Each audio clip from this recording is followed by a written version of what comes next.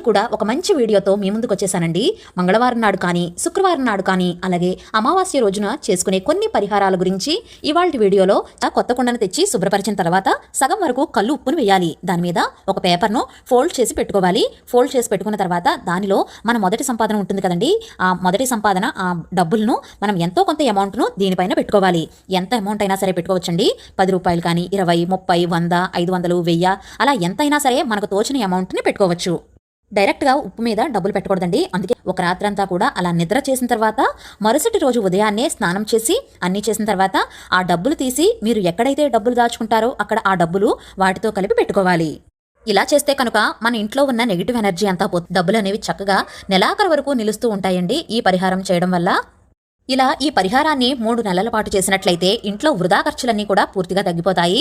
ఆ ఉప్పును అలా 3 నెలల పాటు అలా ఉంచేయవచ్చు. 3 నెలల తర్వాత ఆ ఉప్పును తీసి